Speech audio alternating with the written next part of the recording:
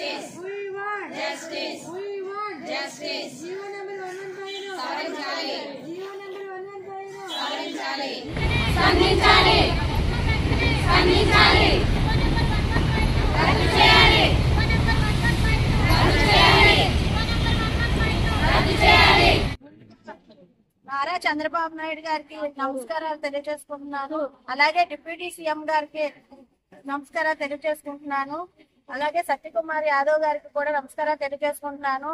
నేను అనగా ములగపాక ధనలక్ష్మిని. కేజీహెచ్ లోని గత 15 సంవత్సరాల నుంచి కాంట్రాక్ట్ బేసిస్ నర్స్ గా పనిచేస్తున్నాను. ఇక్కడ కోవిడ్ టైం నుంచి కూడా మేము అందరం పనిచేస్తున్నాము. మాకు ఈ రోజు కాకపోతే రేపు కాకపోతే ఎల్లుండి ఎప్పుడోకప్పుడు రెగ్యులర్ అవుతుందన్న చిన్న ఆశతోని ఎంతో మంది కాంట్రాక్ట్ బేసిస్ లో పనిచేస్తున్నాము. మా అందరికి అబార్షన్స్ డ్యూటీ స్ట్రెస్ వల్ల అబార్షన్స్, ప్రెగ్నెన్సీ పోవడాలు, ఎంతో బ్లీడింగ్ అయిపోవడాలు, ఎన్నో కారణాల వల్ల చనిపోయారు. కోవిడ్ లో కూడా ఎంతో మందిని, మా మిత్రుల్ని, మా సోదరుల్ని కూడా కోల్పోయాము. అయినా సరే మేము ఎటువైపు వెనుతిరగకుండా patient service is our motto అన్నట్టు మేమందరం మా ప్రాణాలను తెగించి ఇక్కడ పనిచేస్తున్నాము.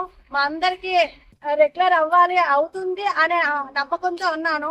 గత ప్రభుత్వంలోని మాకు ఎటువంటి న్యాయం జరగలేదు. ఈ ప్రభుత్వాన్ని ఎన్నుకోవడానికి కారణం ఏంటంటే ఎందుకంటే చంద్రబాబు నాయుడు సార్ తీసిన ఆధీనంలోనే మేము జాయిన్ అయ్యాం కాబట్టి సారే మాకు న్యాయం చేస్తారని మేము గట్టిగా నమ్ముతున్నాము. ఆయనే ఏదైనా చేయగలరు సార్. చంద్రబాబు నాయుడు సార్ వరకు ఈ వీడియో వెళ్తుందని మేము ఆశిస్తున్నాము. మా అందరికి రూల్ ఆఫ్ రిజర్వేషన్ డిఎస్సి ద్వారా సెలెక్ట్ అయిన వాళ్ళము.